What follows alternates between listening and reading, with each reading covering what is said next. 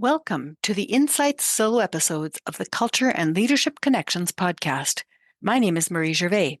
If you're passionate about gleaning leadership gems from others and delight at the capacity of the human spirit to survive and thrive, this is the show for you. After interviewing 100 plus guests from diverse cultures and professions, I have learned a thing or two about what makes successful people tick and effective managers lead. In each episode, I elaborate on one or several of the themes sparked by Culture and Leadership Connections guests and reflect on how these motifs can help us all be better humans. Join me as we contribute to the leadership discourse by elevating thought around the cultures and leadership themes that influence management and work. And now for today's episode.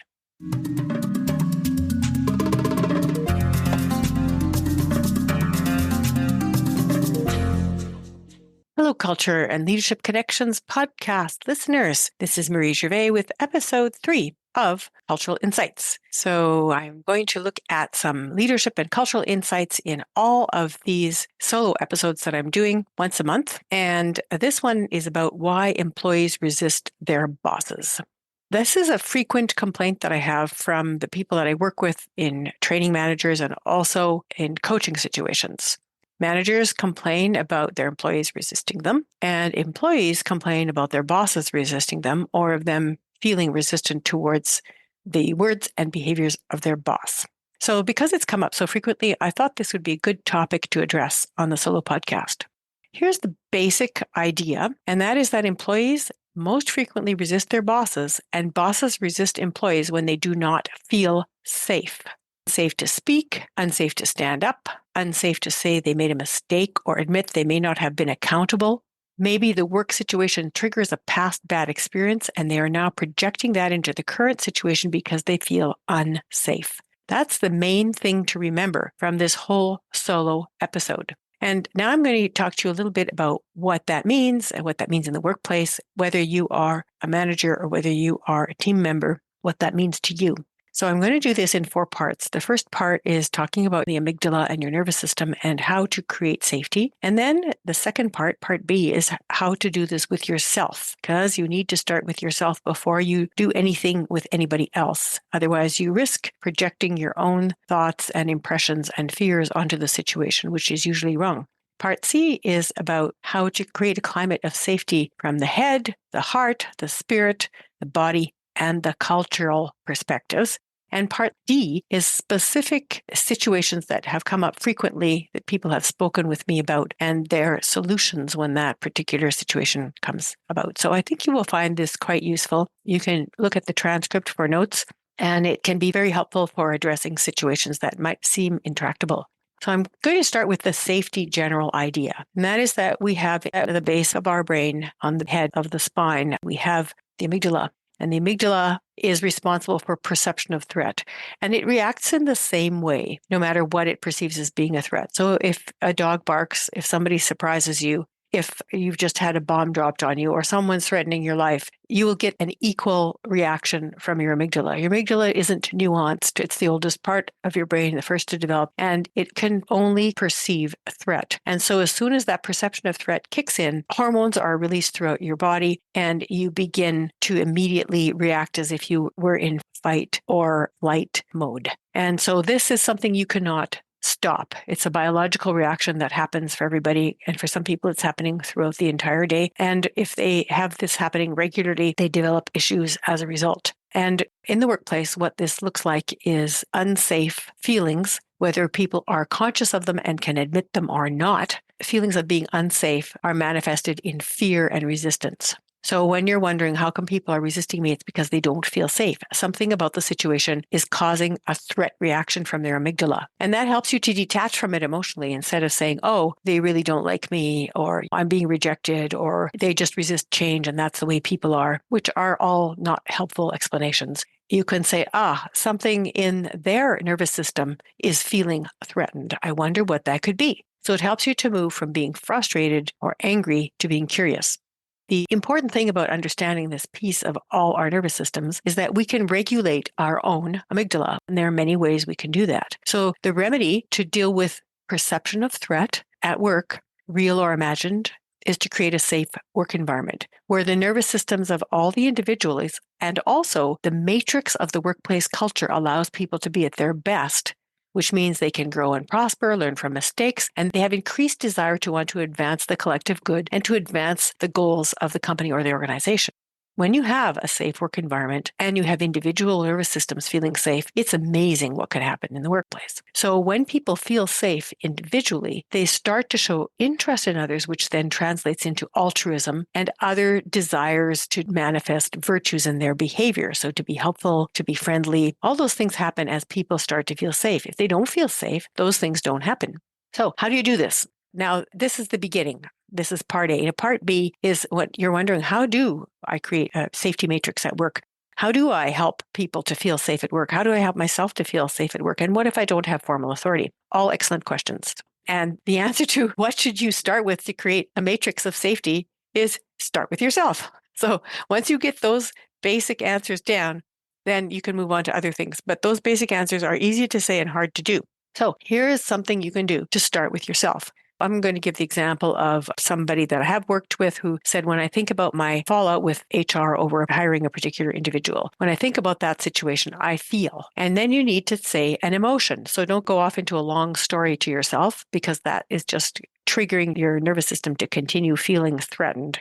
What do I feel? I feel anxious. I feel angry. I feel frustrated. I feel irritated. I feel exasperated. You should be able to say the emotion in a word. And if you don't know what to call it, say, I feel bad, but I don't know what it's called. Start there. So you start with what it is that's bothering you. I feel X, whatever it is, the emotion. If you can't name it, say bad, and then look up an emotions vocabulary on the internet later when you have time. Then you want to measure it on a scale of 1 to 10. So if you feel any of those unpleasant emotions regarding the situation, that means your emotion is attached to the memory. And the goal for safety for yourself is to detach the emotion from the memory. You still have the memory, you just don't get triggered by it.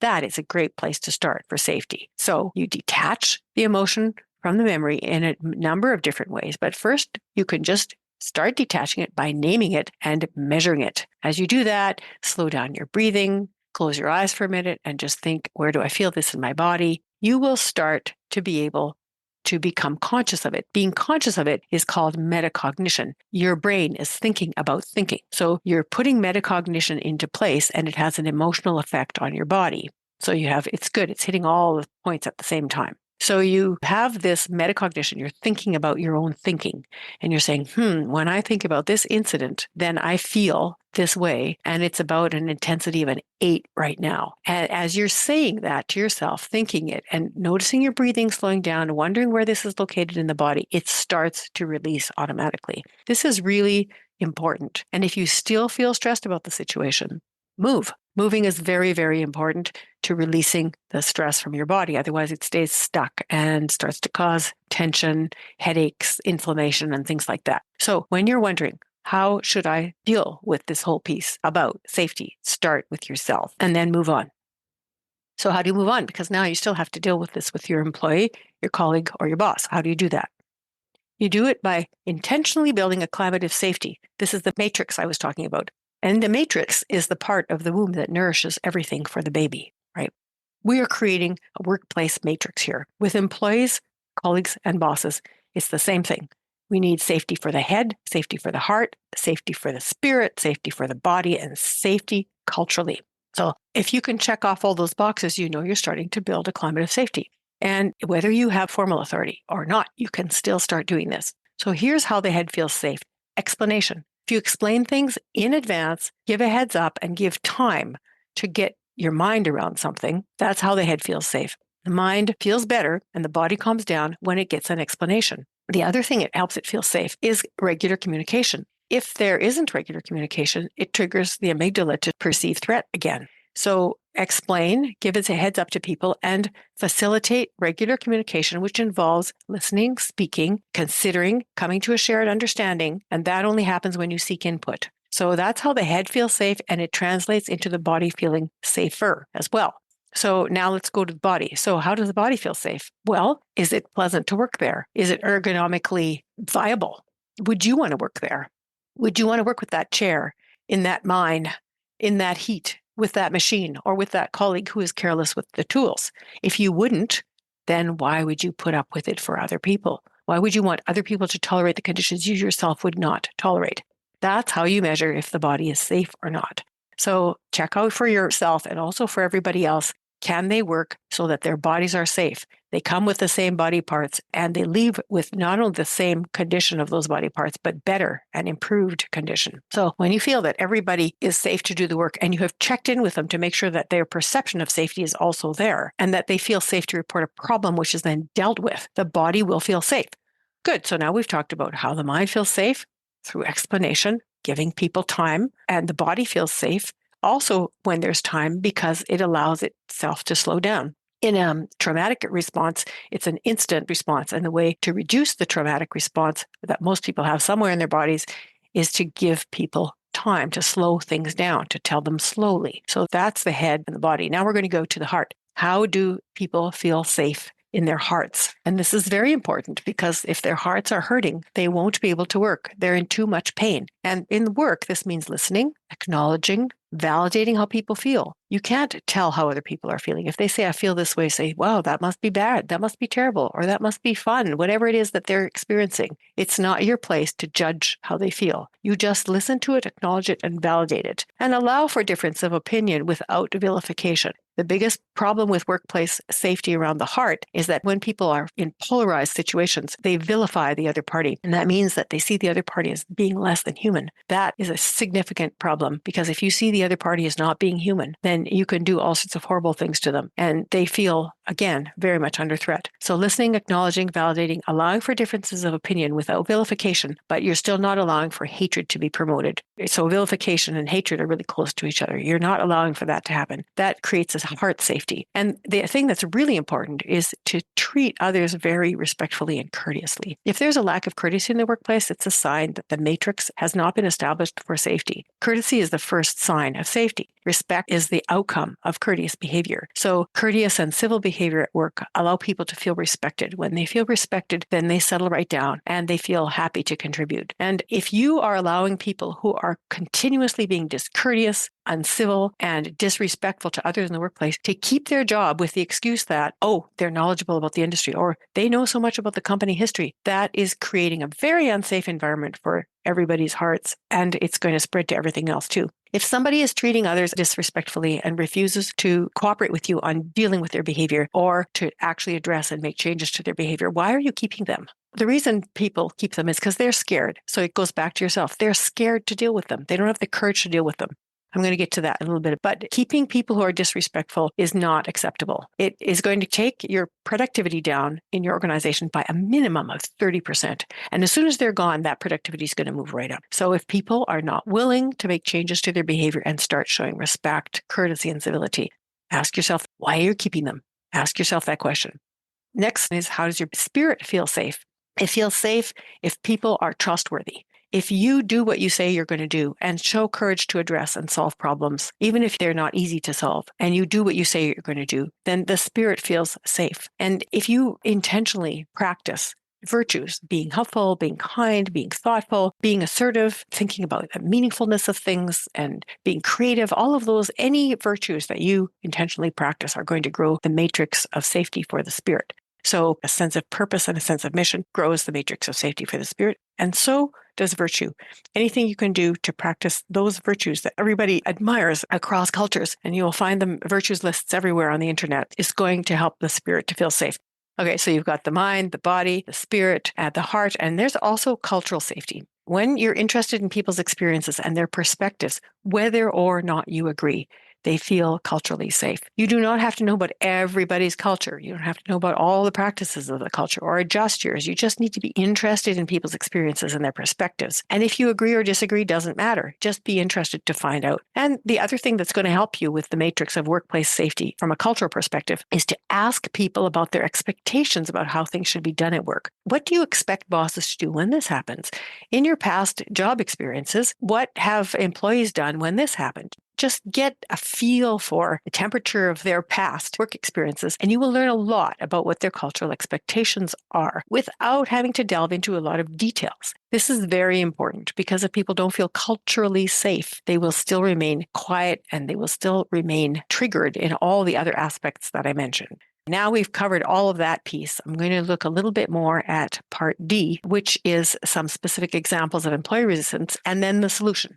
If you're having trouble with finding a solution for something, it's because maybe you're looking for a rule or a policy when you need to start with the principle. So what are the principles that are involved? They're high-level examples, or at the high level, they help elevate behavior and thought. So look for what will elevate behavior and thought in the situation, and you will start to come up with a solution. Here are some examples. Let's say an employee is resisting working with a boss, and maybe the problem is that they don't have experience or they haven't been trained. So if you find that they haven't been trained, or the team and haven't been all trained in a systematic way, the solution is to teach them, to educate, to be patient, to coach, and do this with a timeline in mind. Don't wait forever. You don't keep somebody for a year when they haven't made any progress. With coaching, with training, they should be making progress. And that then shows that the training has kicked in and they're ready to go. If they don't make progress, training is not the issue. Here's another reason why people might resist. They feel incompetent to do the task, and they don't feel safe saying so. They just feel like they're going to lose face and they'll be humiliated, and they feel incompetent or unprepared to do the task. So for that, again, you need to go back and make sure you go through the steps and see what they know and don't know, and then say, you know what you don't know, we'll just fill in the gap. So then you're using the head and you're using the heart to help them to feel safe. So the solution is to get them to show you the task, explain it, or teach it to someone else. If they can show it, if they can tell you about it, or they can teach it to someone else, they know. And if they can't, or they're having a gap, then say, oh, I'm happy to fill that in for you, or so-and-so will help you fill in that piece that's missing, and they will feel safer to try it. They still might not move forward until they have been accompanied for a while. Once they have that accompaniment, they'll feel better about it and they'll feel more confident doing so. So that's the inexperienced or untrained situation. Often the main reason people will resist you is because they don't feel they matter. They don't matter to you. They don't matter to the workplace. They don't matter to their colleagues. And if people feel they don't matter, then that's a serious thing, because people would rather be yelled at than have their comments dismissed or be treated as invisible. No one wants to be invisible. It's a denial of your humanity. So the solution is to notice people, develop empathy, show that you care. And if you truly don't care, you know what's missing?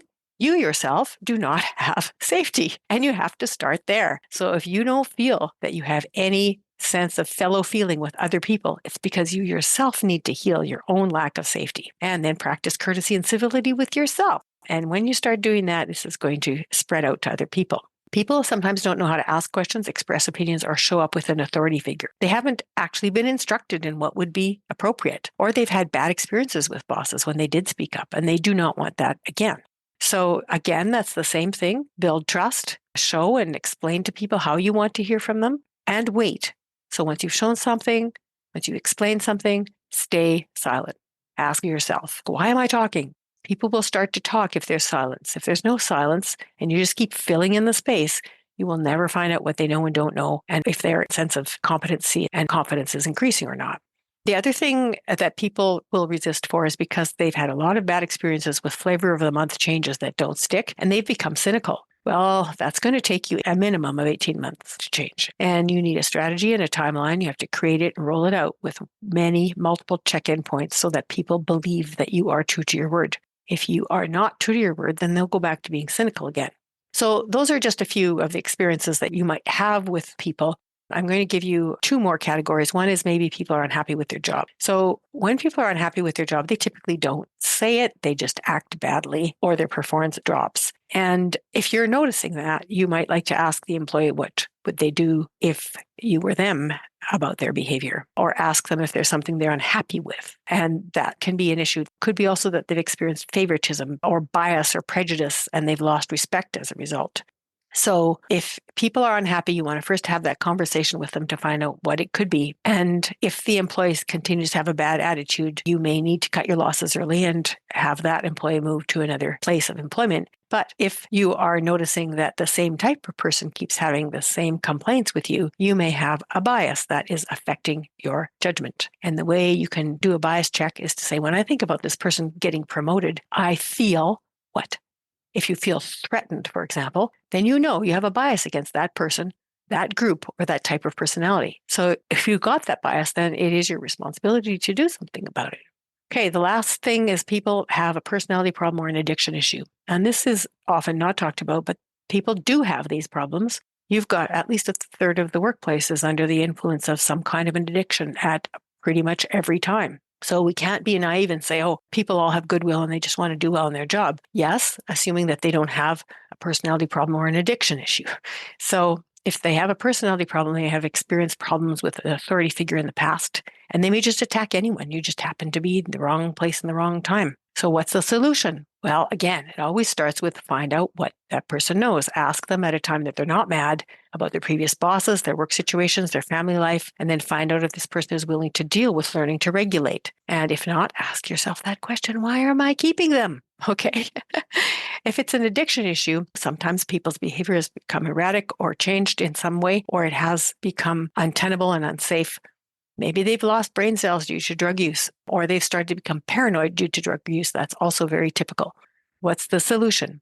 Talk to them first. Ask about their substance abuse. If you're the employer, you can ask. You can't ask before you've employed them, but afterwards you can ask what substances do they use and how often? And are they gambling frequently? And pornography. All of those are substance abuse type problems, right? They're all addictions. And if people have those, then, and you have evidence of a change of behavior, dangerous behavior, uncooperative behavior as a result, then they need to be put into some kind of a program for help. They don't cooperate, then of course, then you can go to the next step, depending on what's appropriate for you, according to the laws of your state or province or country. So I think I have now covered everything I wanted to talk about. And I'm just going to do a quick recap. So first, the reason people resist is because they don't feel safe. That's it, basically. We all have a nervous system. The nervous system is triggered by the amygdala, which is the perception of threat area of the brain. You can calm this. And that's why you always need to start with yourself by naming how you feel in one emotion, not a story, an emotion.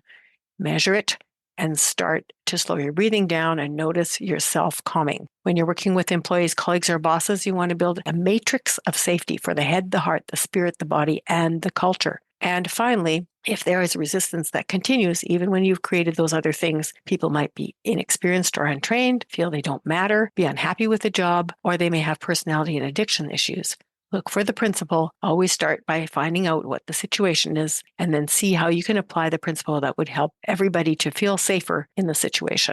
Okay, that's my take for today, and I am glad that you listened to it. If you find it useful, I would love it if you would go to the website, shiftworkplace.com, to the podcast page, and click on respond to the podcast, where you get a chance to leave a voice message, and I could feature you in an upcoming podcast. So do let us know how you feel, because that would be super great, and we can add you and your voice and your opinion to the podcast as well. Thank you for joining me today. May culture and leadership connections continue to guide and inspire your day.